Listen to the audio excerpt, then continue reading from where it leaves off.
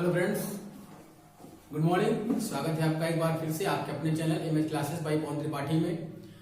और आज हम आपके सामने high school UP board NCERT का दो चर वाले रैखिक समीकरण का आखिरी चैप्टर लेकर के आए हैं 3.7, जो कि ऐच्छिक माना जाता है और अधिकतम विद्यालयों में या कोचिंग संस्थानों में इस प्रश्नावली को छोड़ दिया जाता है, बच्चे इसको खुद से करें। कभी कभी कुछ क्वेश्चन में लिखा रहता है कि ये परीक्षा की दृष्टि से नहीं है, इस प्रकार के क्वेश्चन को बच्चे छोड़ देते हैं। तो एक बात आप ध्यान रखें, इस प्रकार के किसी भी क्वेश्चन को आपको छोड़ना नहीं है, क्योंकि ये जो प्रश्नावली है इसमें जो भी सवाल होते हैं वो काफी टफ होते हैं और काफी स्टैंडर्ड होते हैं और वो एग्जाम में हर दूसरे वर्ष पूछे जाते हैं। मैंने अंसाल से और एग्जाम पेपरों से इसको टैली करके मैंने देखा है कि जो ऐच्छिक प्रश्नावली है इससे क्वेश्चन जरूर आते हैं, हर दूसरे साल आते हैं। तो आपको ऐच्छिक प्रश्नावली बिल्कुल छोड़ना नहीं है और उसके एक एक सवालों को लगाना है हमारे चैनल पर। आपको जैसा कि हमने आपको पहले बताया था कि एक एक सवाल हम आपको उसका संपूर्ण हल आपको प्रदान करते हैं और इस ऐच्छिक का भी हम एक एक सवाल आपको हल करवाते हैं। तो चलिए देखते हैं हमारा 3.7 का जो चैप्टर है उसको हम शुरू करते हैं और उसका हम पहला सवाल ले लेते हैं। तो 3.7 में जो पहला सवाल है वो पहला सवाल क्या कह रहा है, दो मित्रों अनी और बीजू की आयु में 3 वर्ष का अंतर है। तो यहां लिखेंगे माना अनी की आयु बराबर x वर्ष। मैंने आपको बताया था पिछले वीडियोस में कि आप जब आयु किसी की भी आयु लिखें माने तो उसको x वर्ष y वर्ष आप कुछ भी आप मानो उसको वर्ष में आप लिखो। कोई भी पैमाना आप जब आप लिखो तो उस पैमाना का जो आखिरी स्टेप है उसको जरूर आप पूरा करें। मीटर में है, सेंटीमीटर में है, किलोमीटर में है, मिलीमीटर में है, जो भी उसको आप जरूर उसमें मेंशन करें। अगर आप पैसा लिख रहे हैं तो पैसा आपको उसमें रुपया जरूर दिखाना है, ठीक है ना। रुपये का सिंबल आपको उसमें जरूर लगाना है। इससे ये क्लियर हो जाएगा कि एग्जाम में जब भी आपकी कॉपी जांचेगा उसको कम से कम इतना कॉन्फिडेंस रहेगा कि इस बच्चे ने जो भी क्वेश्चन किया है उसको खुद से किया, उसके अंदर इतनी समझ थी कि उसने अपने से किया हुआ है। तो और हमने बताया था कि संख्या पद्धति का आप जब भी सवाल लगाएं स्टेप बाय स्टेप लगाएं, स्टेप बाय स्टेप सवाल होता है उसी प्रकार वो सवाल बनता जाता है और उसी तरह जब आप लगाएंगे स्टेप बाय स्टेप पढ़ करके तो कभी सवाल आपका गलत नहीं होगा। तो माना अनी की आयु बराबर x वर्ष और बीजू की आयु बराबर y वर्ष, ठीक है ना। फिर अनी के पिता की आयु बराबर 2 गुणे x वर्ष।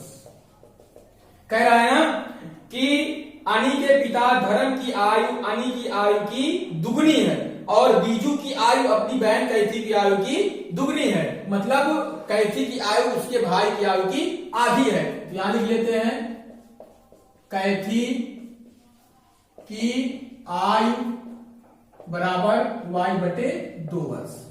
अब हम यहां लिखते हैं पहली शर्तानुसार। पहली शर्त क्या थी कि अनी और बीजू की आयु में 3 वर्ष का अंतर है। तो x - y बराबर 3 समीकरण एक बात आप ध्यान रखिएगा, जब कभी अंतर आए, कमी आए, घटे तो माइनस होगा, बढ़े, अधिक हो, ज्यादा हो, प्लस होगा, गुना हो तो गुना हो जाएगा और उसका इतना भाग है, चौथा, पांचवा, छठवां, सातवां इतना भाग है तो वहां पर भाग होगा। इन सब चीजों को आप ध्यान रखें। अब हम यहां देखते हैं दूसरी शर्तानुसार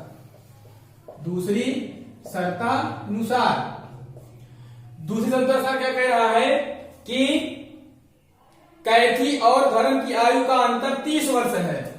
तो धर्म और कैथी की आयु का जो अंतर है वो 30 वर्ष है, ठीक है ना।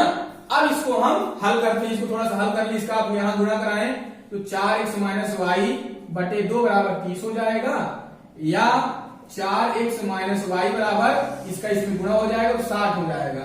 ये समीकरण 2 बन गया। अब यहां लिखें समीकरण 1 व 2 को हल करने पर समीकरण 1 क्या है हमारा, x - y बराबर 3। समीकरण 2 हमारा क्या है, 4x - y बराबर 60। एक बात ध्यान दीजिए, यहां पर देखिए समान राशियां समान चिन्ह, तो मैंने आपको बताया था कि अगर समान राशियां समान चिन्ह तो घटाने पर होगा, समान राशियां विपरीत चिन्ह है तो जोड़ने पर हो जाएगा। तो समान राशियां समान चिन्ह क्या हो जाएगा, घटाने पर। एक बात ध्यान रखें, जब भी आप इस विधि का उपयोग करें यहाँ पर आप जरूर मेंशन करें ये कौन सी विधि है, विलोपन विधि। आप चाहो तो आप यहाँ पर लिख सकते हो समीकरण 1 व 2 को विलोपन विधि से हल करने पर। आप नहीं लिखोगे तब भी सवाल आपका सही है, लिखोगे तब भी आपका सवाल सही है। अब आप इसका चिन्ह बदल दें, ये माइनस हो जाएगा, ये माइनस तो प्लस हो जाएगा, ये प्लस है तो माइनस हो जाएगा, ये प्लस माइनस आपस में कैंसिल हो जाएंगे, इससे ये घट जाएगा। तो -3x बराबर हो जाएगा -57, माइनस माइनस कट जाएगा, या x बराबर क्या हो जाएगा 19 हो जाएगा। मतलब 3 का हमने 3 से भाग दिया 57 में, तो क्या आ गया, तो 19 आ गया, 19 3 57। अब x का मान समीकरण 1 में रखने पर, आप 1 में रख सकते हैं, आप 2 में रख सकते हैं, आप उसको अपना मान रख के जो है आंसर अपना निकाल सकते हैं। तो x का मान समीकरण 1 में रखिए, समीकरण 1 क्या है, x माइनस वाई, तो 19 माइनस वाई बराबर क्या हो जाएगा 3 हो जाएगा, ठीक है ना। तो माइनस वाई बराबर 3 माइनस 19, तो माइनस वाई बराबर -16, माइनस माइनस कैंसिल, तो y बराबर क्या आ गया 16 आ गया। इसलिए अनी की आयु बराबर x बराबर 19 वर्ष, बीजू की आयु y बराबर 16 वर्ष। अब आप अगर चाहें तो अनी के पिता और बीजू की बहन की भी आयु निकाल सकते हैं। तो यहां से हम निकालना चाहें तो अनी के पिता धर्म की आयु क्या थी 2x, तो जाएगा 2 गुणे 19 बराबर 38 वर्ष। कैथी की आयु, कैथी की आयु बराबर y/2 हो जाएगा, तो 16/2 बराबर 8 वर्ष। हालांकि इस क्वेश्चन में आपसे पूछा नहीं है धर्म और कैथी क्या है, लेकिन हो सकता है एग्जाम में जब क्वेश्चन आए तो आपसे पूछ ले कि अनी के पिता धर्म की आयु क्या है, कैथी जो कि बीजू की बहन है उसकी आयु क्या है, आपसे पूछ सकता है। तो मैंने इसको हल करके आपके सामने दिखा दिया। तो इस प्रकार हमारा ये जो ऐच्छिक प्रश्नावली का पहला क्वेश्चन है इसको हमने सॉल्व करके आपके सामने उसका संपूर्ण हल प्रस्तुत किया। आशा करता हूं कि आपको समझ में आया होगा। अब चलिए हम अपना दूसरा क्वेश्चन ले लेते हैं, इसी प्रश्नावली का दूसरा क्वेश्चन। संख्या पद्धति में जो भी सवाल है उसको मैं भी नहीं छोड़ूंगा क्योंकि वो बहुत इंपॉर्टेंट सवाल होता है। तब तक आप अगर इधर आपका छूटा हो तो आप लिख सकते हैं, तब तक हम इधर लिख लेते हैं। दूसरा सवाल क्या कह रहा है, दूसरा सवाल कह रहा है कि एक मित्र दूसरे मित्र से कहता है कि यदि मुझे 100 दे दो तो मैं आपसे 2 गुना धनी बन जाऊंगा। दूसरा उत्तर देता है यदि आप मुझे 10 दे दें तो मैं आपसे 6 गुना धनी बन जाऊंगा। तो इसमें निकालना है कि दोनों की संपत्तियां क्या हैं। तो यहां लिखिए, माना पहले व्यक्ति की संपत्ति बराबर 100 रुपया, ठीक। दूसरे व्यक्ति की संपत्ति बराबर y रुपया।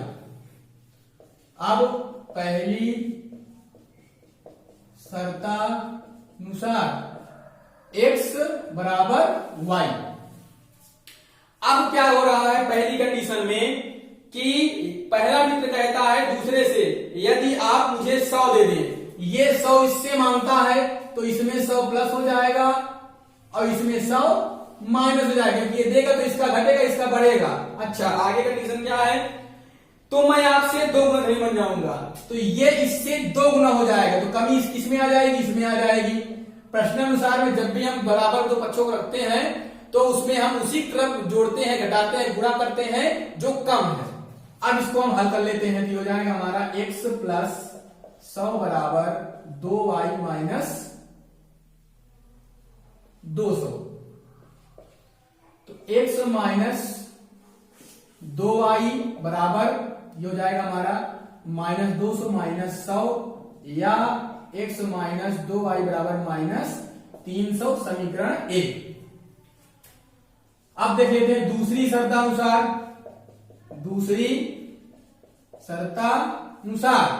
अब क्या कह रहा है, दूसरा मित्र पहले से कहता है कि यदि आप मुझे 10 दे दे तो मैं आपसे 6 गुना धनी बन जाऊंगा।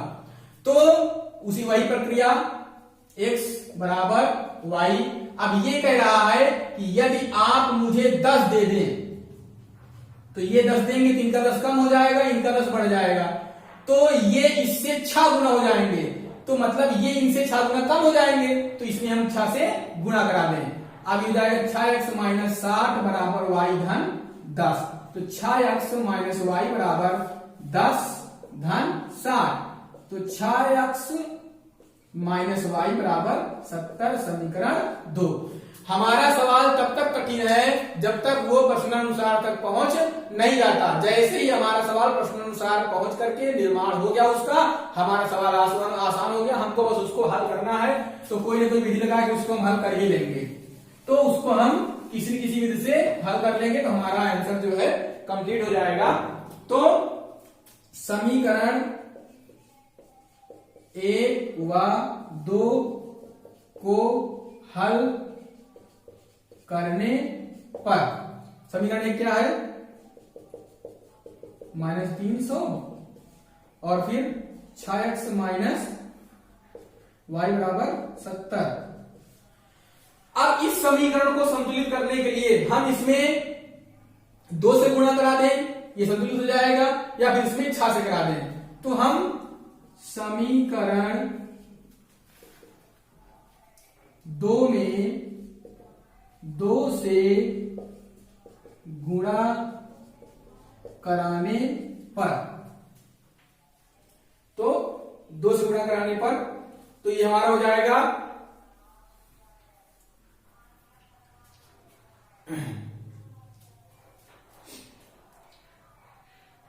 12x माइनस 2y बराबर हो जाएगा 140। फिर ये हो जाएगा हमारा x माइनस 2y बराबर -300 समीकरण 1।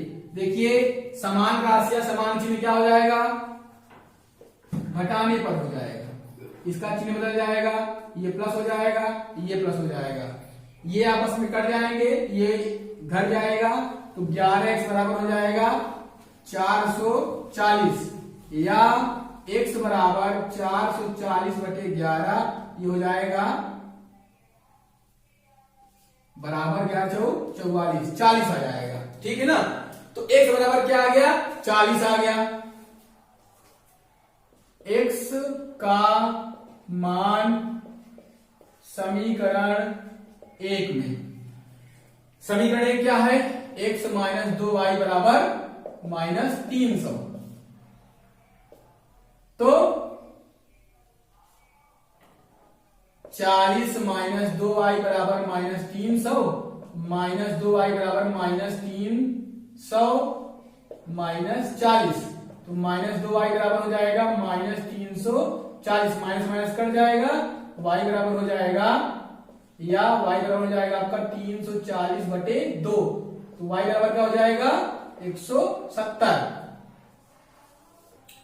इसलिए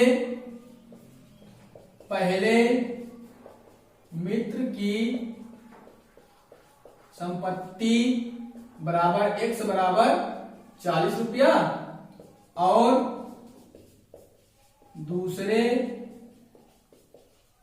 मित्र की संपत्ति बराबर y बराबर 170। तो ये हमने देखा कि हमारा जो क्वेश्चन था वो कह रहा था कि एक मित्र दूसरे से कहता है कि यदि आप मुझे 100 दें तो मैं आपसे 2 गुना धनी बन जाऊंगा। दूसरा कहता है अगर आप मुझे 10 दे दें तो मैं आपसे 6 गुना धनी बन जाऊंगा। तो ये जो कह रहे हैं ये कंडीशन बता रहे हैं, एक पहली स्थिति है, दूसरी स्थिति है, और वही हमें जो समीकरण बनाकर देंगी, जो दोनों स्थितियां हैं वो हमें समीकरण बनाकर देंगी। संख्या पद्धति का कभी आप सवाल लगाओ तो उसमें आप हमेशा स्थिति को खोजो कि स्थिति है क्या, स्थिति क्या कह रही है। क्योंकि जो स्थिति है वही हमको समीकरण बना कर देगी। उसी समीकरण के सहारे हम उनको हल करके x और y का मान निकालेंगे। और एक बात आप ध्यान रखिएगा कि मान निकालने के पश्चात आपने जो भी माना है उसको वहां पर आप रखेंगे ताकि आपका आंसर आपको मिल जाए। तो ये दूसरा क्वेश्चन था। आशा करता हूं आपके समझ में आया होगा, क्योंकि बहुत एकदम सीधे तरीके से सवाल लगते चले जाते हैं। ठीक है ना। अब हम हमारा तीसरा क्वेश्चन ले लेते हैं। तीसरा क्वेश्चन हमारा क्या कह रहा है? तो हमारा जो तीसरा क्वेश्चन है वो कह रहा है एक रेलगाड़ी कुछ दूरी समान चाल से तय करती है। यदि रेलगाड़ी 10 किलोमीटर प्रति घंटा अधिक तेज चलती है तो उसे नियत समय से 2 घंटे कम लगते हैं। और यदि रेलगाड़ी 10 किलोमीटर प्रति घंटा धीमी चलती है तो उसे नियत समय से तो माना रेल गाड़ी की चाल बराबर x किलोमीटर प्रति घंटा और उसके द्वारा तय की गई दूरी बराबर y किलोमीटर। ठीक है ना। अब रेलगाड़ी के द्वारा x किलोमीटर प्रति घंटा की चाल से y किलोमीटर की दूरी तय करने में लिया गया समय बराबर सूत्र क्या होता है? दूरी बटा चाल, या दूरी का मान y है, इसका मान x है, ये हो जाएगा घंटे। ठीक है ना। ये क्वेश्चन आपका नोट हो गया होगा। अब इसके आगे देखिए, हमने सबसे पहले उसकी चाल मान ली, उसकी हमने दूरी मान लिया, और रेलगाड़ी के द्वारा x किलोमीटर प्रति घंटा की चाल से y किलोमीटर दूरी तय करने में जो समय लगा है वो है दूरी बटे चाल। मतलब हमारा जो भी सवाल बनेगा इससे बनेगा। ठीक है ना। अब हम देखते हैं पहली शर्तानुसार। पहली शर्त क्या है? जब रेलगाड़ी 10 किलोमीटर प्रति घंटा अधिक चाल से चलती है तो 2 घंटे कम लगते हैं। तो y बटे x बराबर y बटे x। क्या हो रहा है? इसमें इसकी चाल बढ़ रही है तो इसमें समय क्या हो रहा है? 2 घंटा कम लग रहा है। अब इसी को हल कर लीजिए। तो y बटा x धन 10 बराबर हो जाएगा, ये हो जाएगा आपका बराबर y माइनस 2x बटे x। तो x y बराबर, अब इसका गुना करा लीजिए, x धन 10 और y माइनस 2x। तो x y बराबर हो जाएगा xy, ये हो जाएगा माइनस 2x स्क्वायर, फिर 10y, फिर 10 गुना 20x। ये कैंसिल आउट हो जाएंगे, या minus 2x square plus 10y minus 20x, समीकरण ए। फिर दूसरी शर्तानुसार क्या कह रहा है कि अगर रेलगाड़ी की चाल 10 किलोमीटर प्रति घंटा कम हो जाती है तो उसे नियत समय से 3 घंटे अधिक लगते हैं। इसमें कम लगते हैं, उसमें अधिक लगते हैं। ठीक है ना। तो हम चाल कम कर देते हैं, समय उसका बढ़ जाता है। तो y बटे x माइनस 10 बराबर y धन 3x बटे x। गुणा करा दीजिए, x y बराबर x माइनस 10 और y धन 3x। तो x y बराबर x y माइनस वो ये धन धन गुणा धन हो जाएगा, तो धन 3x स्क्वायर, फिर माइनस 10y और फिर माइनस 30x। ये कैंसिल हो जाएंगे, या 3x square minus 10y minus 30x बराबर 0, समीकरण 2। इसमें भी बराबर 0 कर लीजिए। अब समीकरण साइड में कर देता हूं। समीकरण 1 व 2 को हल करने पर, तो समीकरण 1 क्या है, 2x² plus 10y minus 20x बराबर 0, 3x² minus 10y minus 30x बराबर 0, समीकरण 2। देखिए समान राशियां विपरीत चिन्ह क्या हो जाएगा, जोड़ने पर हो जाएगा। यहां आप लिख लें जोड़ने पर, तो इससे ये घट जाएगा x², ये कट जाएगा, माइनस 30 और 20 50x बराबर 0, x कामा ले लीजिए, x माइनस 50 बराबर 0, x बराबर 0, तो x बराबर 0 ही आएगा, और x माइनस 50 बराबर 0, तो x बराबर 50 किलोमीटर प्रति घंटा। तो यहां पर रेलगाड़ी की चाल जो हमने माना था वो चाल आ गई। अब x का मान समीकरण 1 में, समीकरण 1 में रखिए। समीकरण 1 क्या है हमारा, माइनस 2x², तो माइनस 2 गुणे 50 गुणे 50, फिर प्लस 10y माइनस 20 गुणे 50 बराबर 0, तो हो जाएगा 50 माइनस 5000 प्लस 10y माइनस 1000 बराबर 0, तो हो जाएगा 10y माइनस 6000 बराबर 0, तो 10y बराबर 6000, इसका पक्षांतर कर लिए हम, ठीक है ना, या y बराबर 6000 बटे 10, 0 0 कट गया, y बराबर आ गया 600 किलोमीटर।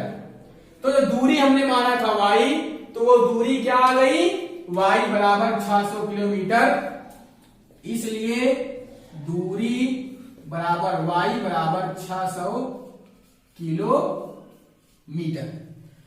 तो इस तरह से हमने देखा। एक बात आप ध्यान रखिए, जब भी रेलगाड़ी का सवाल आपके सामने आए, चाल दूरी समय का सवाल जब भी आपके सामने आए, तो वहां पर आप इस बात का ध्यान जरूर रखें कि प्रश्नानुसार में सवाल आपका कभी गलत नहीं होना चाहिए। प्रश्नानुसार में सवाल आपका अगर गड़बड़ हो गया तो सवाल आपका पूरा गलत हो जाएगा, क्योंकि जब भी चाल, दूरी और समय इन तीनों से मिलकर जब सवाल बनता है तो सवाल थोड़ा बड़ा होता है, तो कभी कभी मन में हिचकिचाहट आ जाती है कि हमारा सवाल कहीं गलत ना हो जाए, तो उससे आपको परेशान होने की जरूरत नहीं है। सवाल आपका बिल्कुल गलत नहीं होता है।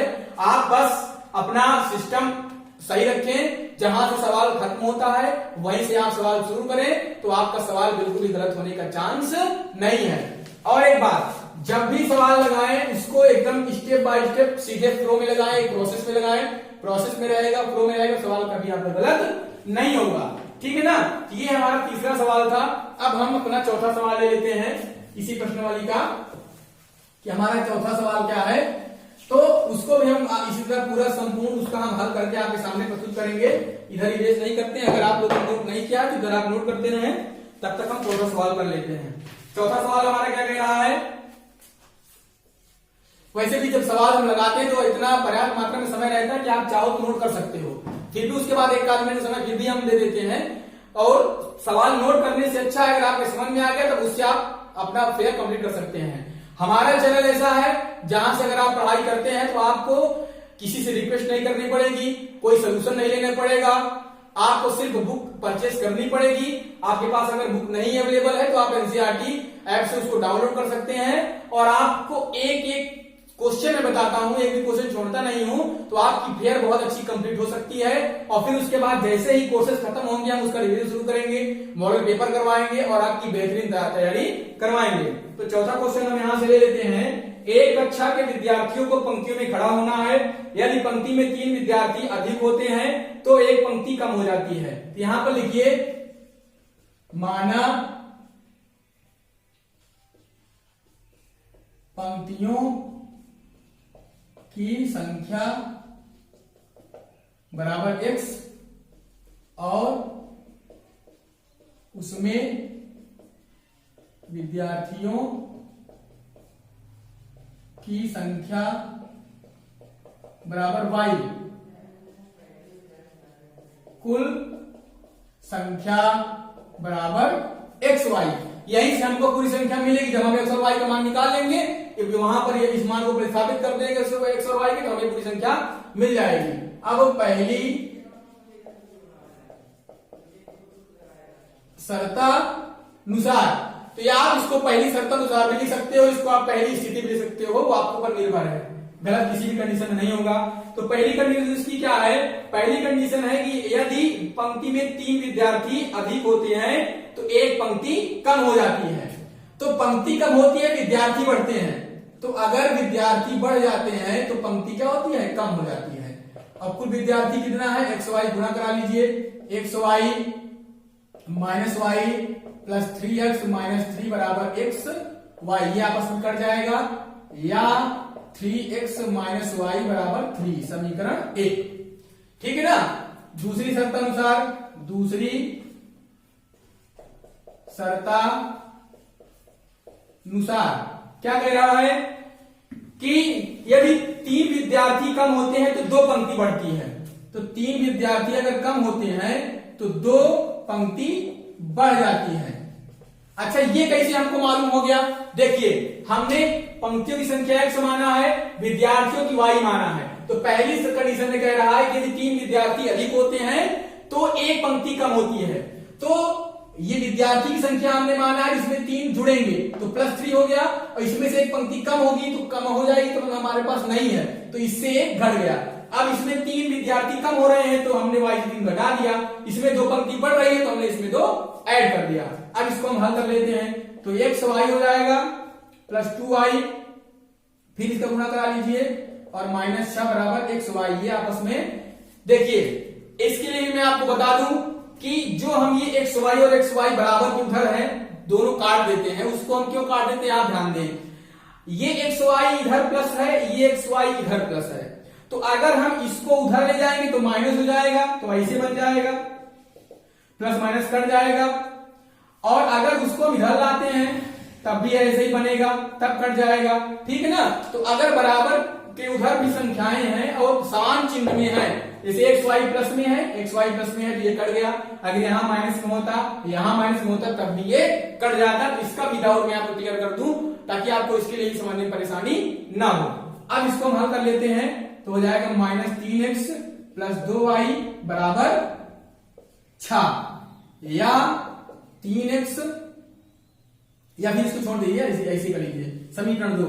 अब समीकरण 1 व 2 को हल करने पर 3x माइनस वाई बराबर 3, समीकरण 1, इसको इरेज कर देते हैं। अब उसके बाद फिर,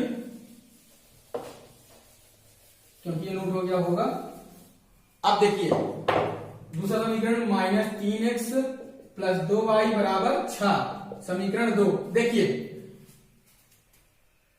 समान राशियां विपरीत चिन्ह क्या हो जाएगा?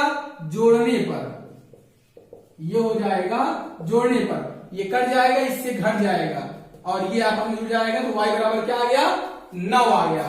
तो y का मान समीकरण 1 में रखने पर,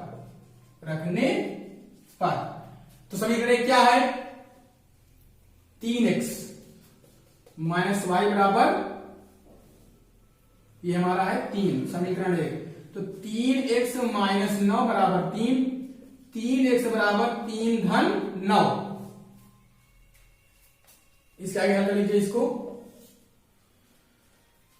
तो 3x बराबर हो जाएगा 12, या x बराबर 3 चौक 12। तो x का मान आ गया 4, y का मान आ गया 9। इसलिए कुल संख्या बराबर xy बराबर क्या हो जाएगा?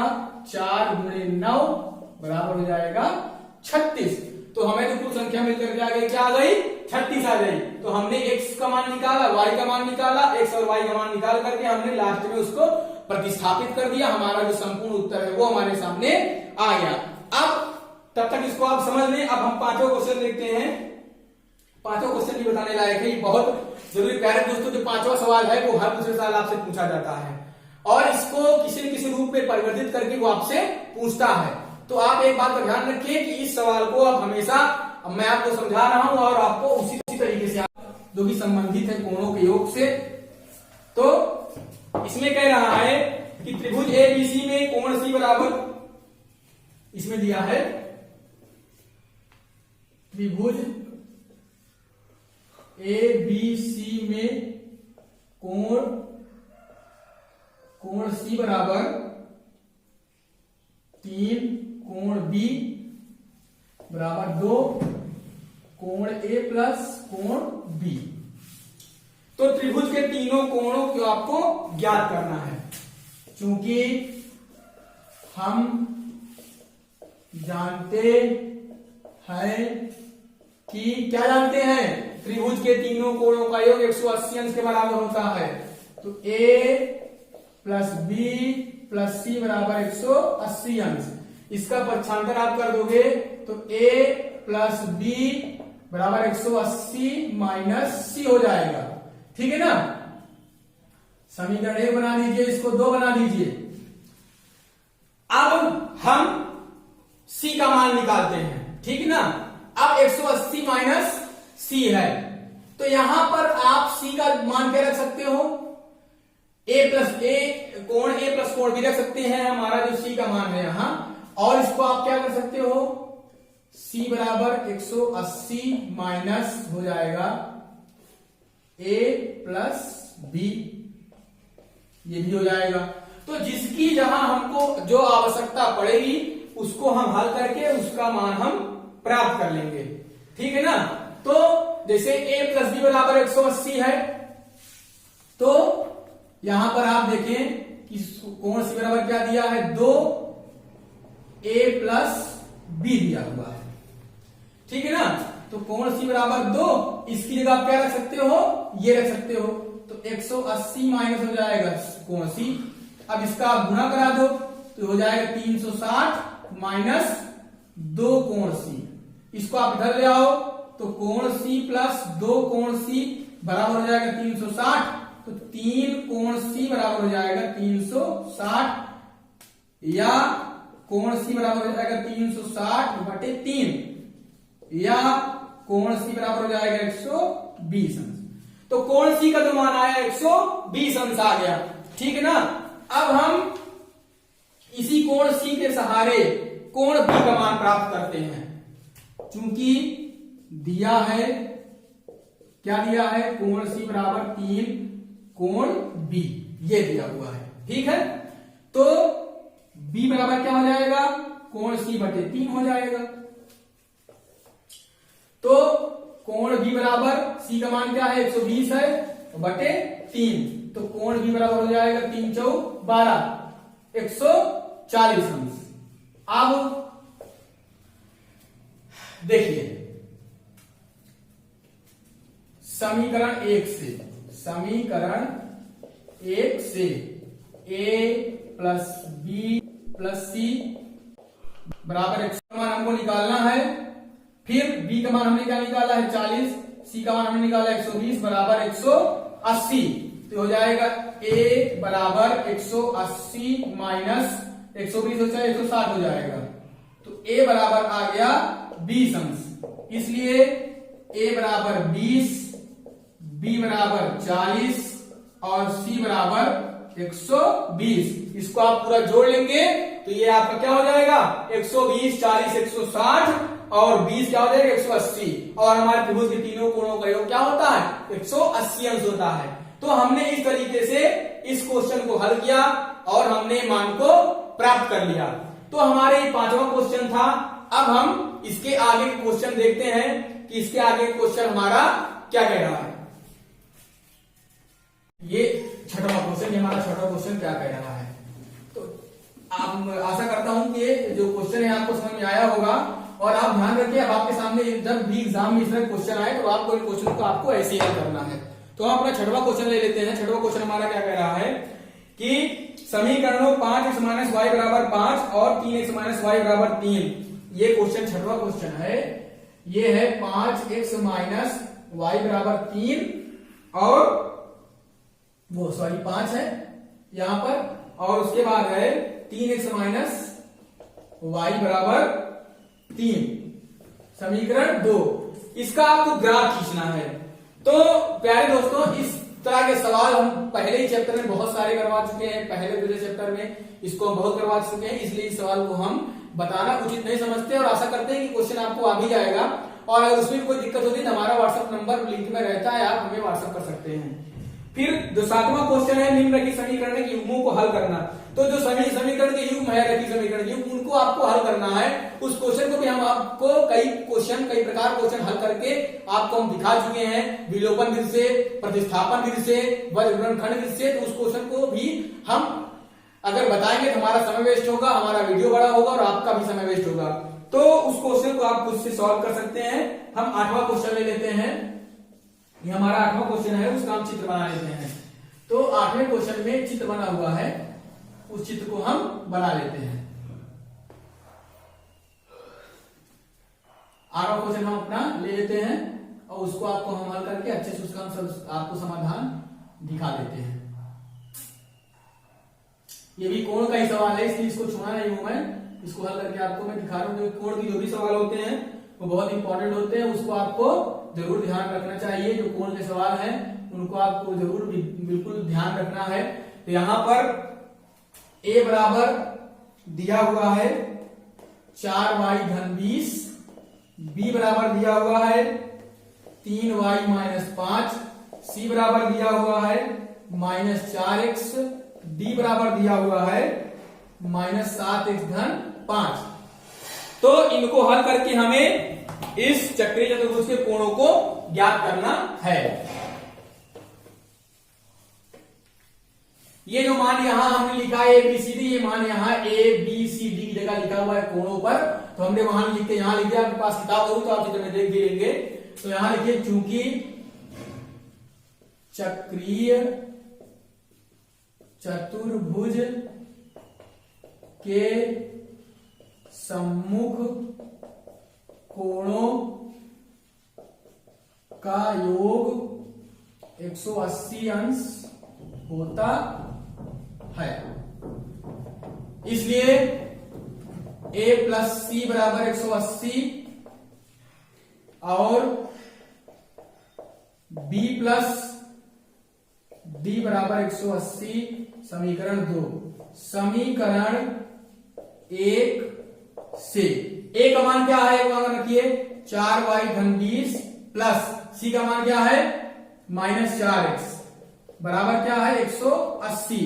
तो 4y धन 20 माइनस 4x बराबर 180 ये हो जाएगा, या 4y माइनस 4x बराबर 180 माइनस 20, या 4y माइनस 4x बराबर 160, या y माइनस x बराबर 4 एकम 4, 4 चौक 16, समीकरण 1 वो 3। अच्छा, ये कैसे कर दिए, यहां पर हम इसको ये कैसे किए हैं वो मैं आपको अलग से लिख के दिखा देता हूं। 4y माइनस 4x बराबर 160 है, तो हमने 4 कामा ले लिया तो y माइनस x बचा बराबर 160 और 4 से हमने इसको काट दिया तो 40 आ गया। इस तरह हमने इसको एक लाइन डायरेक्ट कर दिया है। कक्षा 10 का विद्यार्थी इस लाइन को जरूर समझ लेगा। अब समीकरण 2 से एकदम सेम प्रोसेस, समीकरण 2 से, तो समीकरण 2 से d का मान कितना है 3y माइनस 5 प्लस d का मान कितना है माइनस 7x धन 5 बराबर 180। तो 3y माइनस 5 प्लस माइनस का माइनस और प्लस 5 हो जाएगा बराबर 180 हो जाएगा। तो हो जाएगा 3y माइनस 7x, ये आपस में कट जाएगा बराबर 180, समीकरण 4। अब देखिए समीकरण 3 व अब उसके पहले हम देख लेते हैं इसको संतुलित कराने के लिए। तो यहाँ y माइनस x है, यहाँ 3y है, तो अगर हम समीकरण 3 में 3 से गुणा करा दें तो हमारा समीकरण संतुलित हो जाएगा। तो पहले हम वो कर लेते हैं, समीकरण 3 में 3 से गुणा कराने पर ये हो जाएगा 3y माइनस 3x बराबर 120, ये हो जाएगा समीकरण 5। अब समीकरण हम लिख लेते हैं, समीकरण 5 व 4 को हल करने पर, ठीक है ना। तो समीकरण 4 क्या है, 3y माइनस 7x बराबर 180 और फिर 3y माइनस 3x बराबर 120। समान राशि समान चिन्ह क्या हो जाएगा, घटाने पर हो जाएगा। ये घटाने पर हो जाएगा, चिन्ह बदल जाएगा, ये घट जाएगा और इससे ये घटेगा तो माइनस 4x आ जाएगा। फिर इससे ये घटेगा तो ये हो जाएगा 160, तो या x बराबर -15। अरे वो सॉरी, यहां पर हो जाएगा 180 से भी जाएगा 60 आ जाएगा, तो -15 आ जाएगा। अब x का मान समीकरण 1 में रखने पर, समीकरण 1 क्या है हमारा, समीकरण 3 में रखना है, समीकरण 3 में। तो समीकरण 3 क्या है हमारा, y माइनस एक्स बराबर 40, तो y माइनस एक्स का मान है -15 बराबर 40, तो y प्लस 15 बराबर 40, y बराबर 40 माइनस 15, y बराबर आ गया 40 15 गया 25। तो x का मान आ गया -15 और y का मान आ गया 25। अब इन x और y के मानों को हम प्रतिस्थापित करते हैं और हमारे जो कोण है वो निकल करके आ जाएंगे। तो चलिए रखते हैं। इसलिए कोण A बराबर 4y धन 20, तो 4 गुणे जो हो जाएगा 25 धन 20, तो हो जाएगा 100 धन 20, तो हो जाएगा 120 अंश।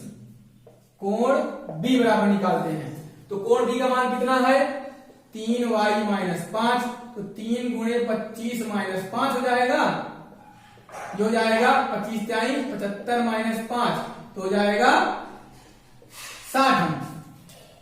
तो B का मान आ गया 60 अंश, A का मान आ गया 120 अंश। अब हम C का मान निकाल लेते हैं। C बराबर क्या हो जाएगा, -4x, तो -4 गुणे -15, ये हो जाएगा माइनस माइनस प्लस, ये 60 अंश हो जाएगा। और कोण D बराबर क्या हो जाएगा, कोण D बराबर हो जाएगा हमारा, क्या दिया है,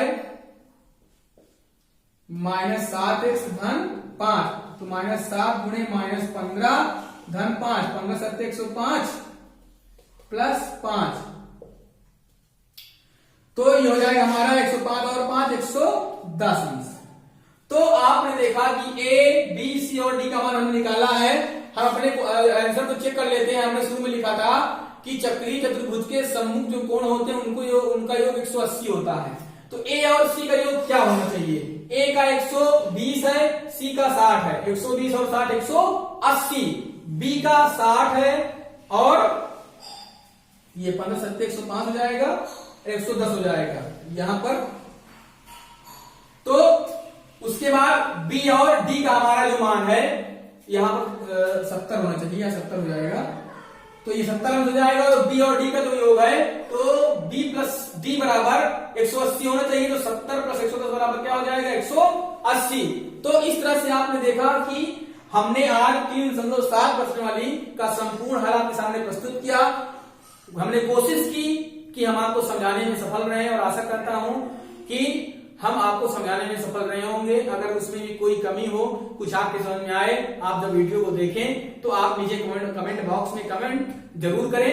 और अब हम जब भी अगला वीडियो अपना बनाएंगे तो हम चौथा चैप्टर द्विघात समीकरण लेकर आपके सामने प्रस्तुत होंगे। उसके लिए आप तब तक के लिए अगर आपने हमारे चैनल को सब्सक्राइब नहीं किया है, सब्सक्राइब कर लें, लाइक करें और अगर अच्छा लगे तो अपने दोस्तों तक शेयर करें, क्योंकि मेरे समझ से पहला ऐसा चैनल मिलेगा आपको जहां पर हर प्रश्नावली का एक सवाल का आपको हल दिया जाएगा और मैं कोशिश करता हूं कि मैं हमेशा इसी तरह अपने वीडियोस बनाता रहूंगा और आपका सहयोग का आकांक्षी रहूंगा। तब तक के लिए अपने घर पर रहें, सुरक्षित रहें और सरकार के द्वारा दिए गए निर्देशों का पालन करें। जय हिंद, जय भारत।